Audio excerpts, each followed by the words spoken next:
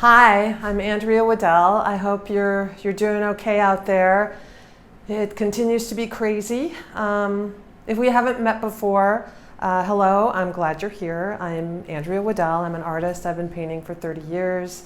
I have a studio practice. I teach and I mentor artists. So welcome. In this video, I'm going to show you how, I filmed my process, let's just say it that way, which I'm going to narrate on how I painted this landscape. It started off as a very abstract painting, one that I had filmed previously in another YouTube video that you might have seen. And after a month of just looking at it and realizing it didn't resonate with me in any way, I just started reworking it. And I do abstract work and semi-abstract. So this is let's just call it a semi-abstract landscape. I hope you get something from this. If you're interested in any of my classes, I've got a new online class that starts on August 15th. So either let me know in the comments below if you're interested in that or sign up for my newsletter. And if you like these videos and you want to be in the loop of when they're coming out, press subscribe. And I hope you get something from this video. I have an abstract painting and it's a pretty big canvas. It's a 40 by 40. So I want to know where I'm going before I start, especially when it's a landscape, and sketching it out loosely ahead of time gives you a sense of what colors to pull onto your palette and helps you not waste paint and know where you're starting. So I'm working with a mixture of Galkide medium, these are oil paints, and some Gamsol to get loose, thin layers of paint. And in this whole exercise, especially with this sort of quote-unquote sky portion, I'm really looking for lots of direction.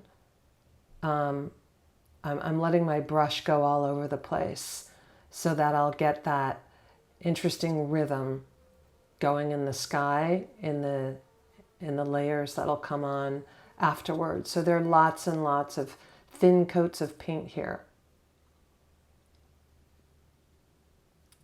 That yellow sun-like thing is bothering me, so I've just put just a little bit more thick paint to mask it. And I'm working wet on wet.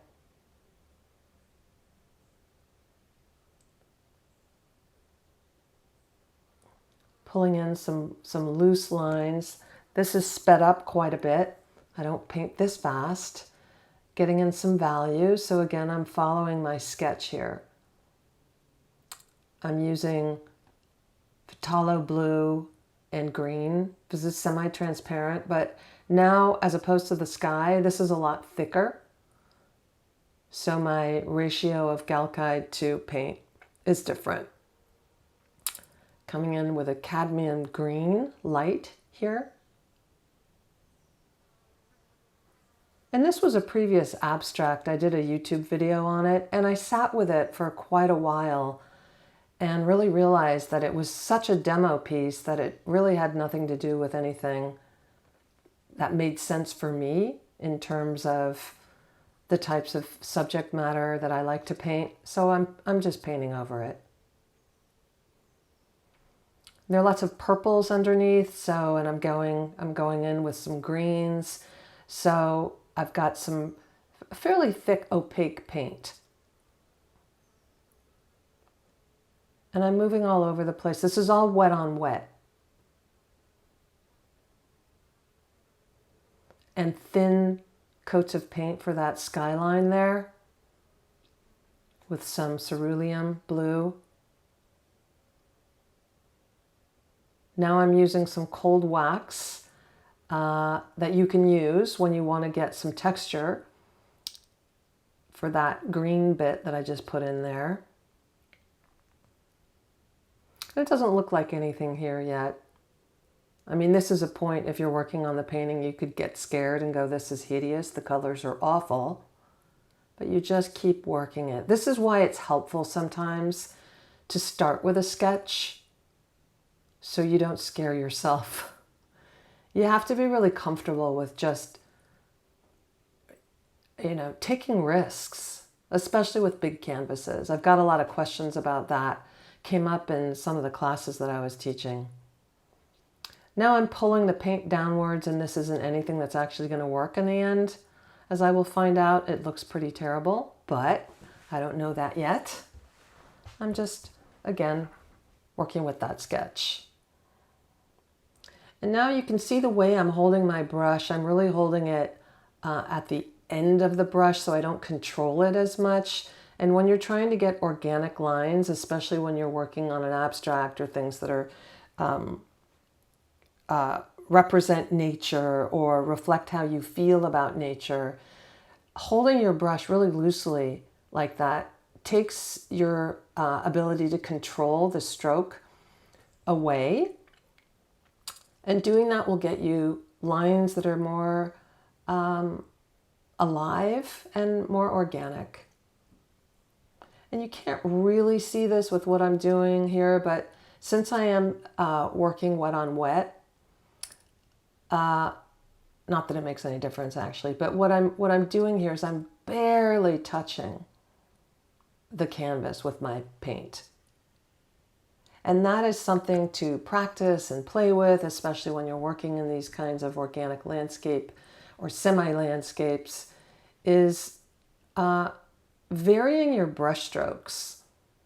So pressing down hard sometimes, pressing loosely sometimes, controlling the brush strokes, allowing yourself to not control it.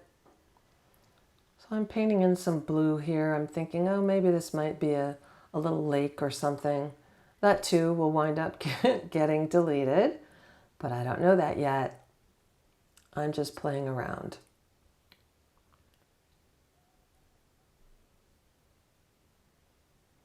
And again, there's so much of an underpainting here that having that underpainting just adds richness and body to the finished painting. I'm coming in with my cerulean on top of that cadmium yellow-green. I'm just trying different rhythms. So by rhythms, I mean the brush strokes go upwards, sideways, across. Kind of like when you're looking at nature, and this is the way I paint landscapes initially, is I just try to get a sense of how I feel when I'm out in nature. And I live in Sonoma County in California. We've got a lot of greenery, especially in the winter months, and we have golden hills in the summer months. And when I first start off, I'm less looking at it, and I'm trying to remember how I feel when I'm out there in the hills. And that's what I mean by looking for rhythms. And I'm using my blue wipe there. And I alternate between that little brush, holding it loosely, the wipe, wiping back parts of the painting, adding thick coats with cold wax. I would say half cold wax to half oil paint. Now I'm just barely touching it again, holding that brush at the very end of the brush loosely, coming in. I'm not quite sure what I'm pulling and pushing, trying to go at an angle for that rhythm, the angle rhythm, going vertical for what will probably be trees, with the way I'm pulling off the paint.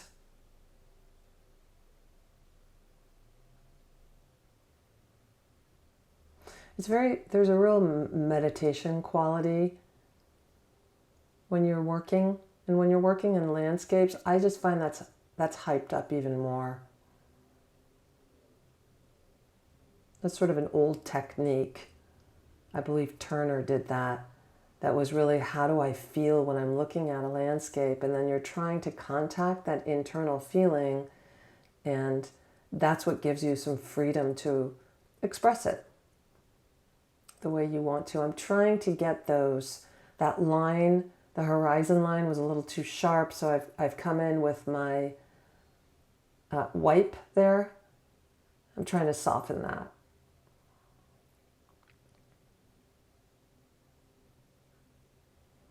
I put down too much cad yellow, wiping it down.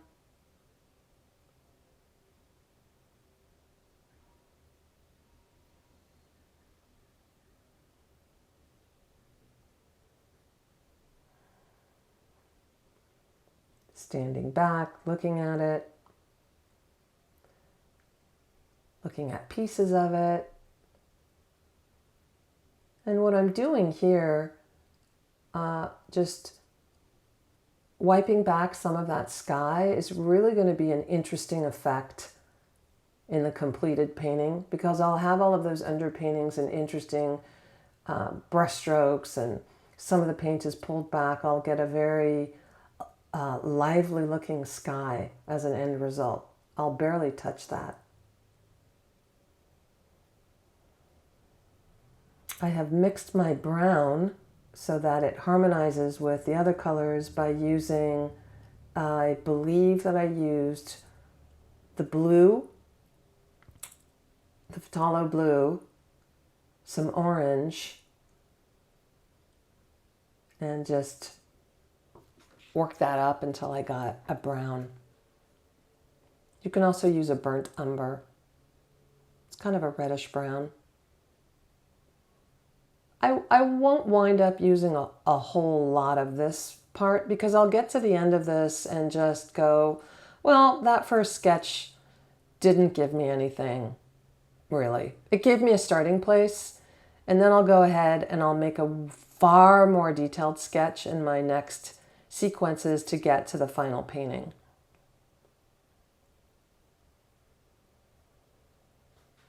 But again, any underpainting that you have,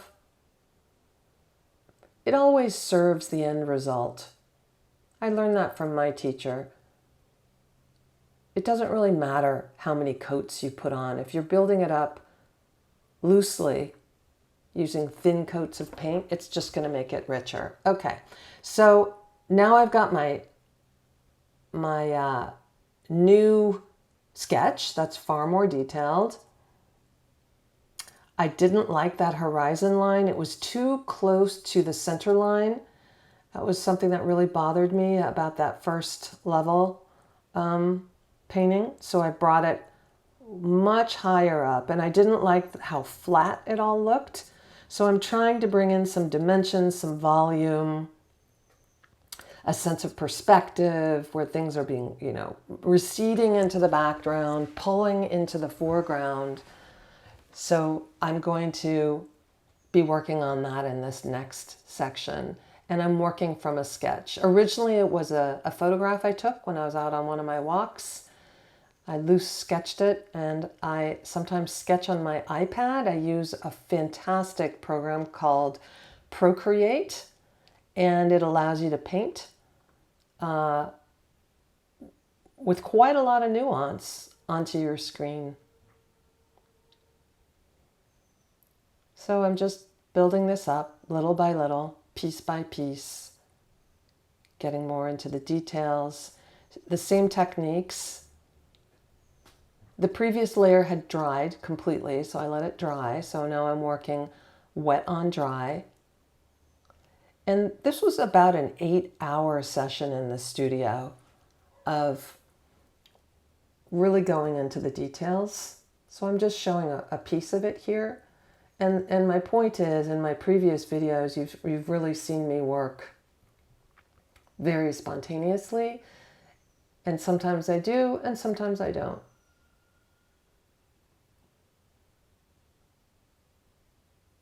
It really depends on kind of how I'm feeling. And especially, it was to answer some of my students' questions about how do you work big? And my recommendation for working big, either if you're working on an abstract or something semi-abstract, in order not to terrify yourself, it really is a good idea to have some idea of where you're going. Not for the underpainting, it doesn't matter at all. But as you look at that underpainting and you try to figure out where am I going next, sketch it out or work with Procreate, and you can resolve some of the compositional aspects of it and get closer to something that resembles what you want it to look like.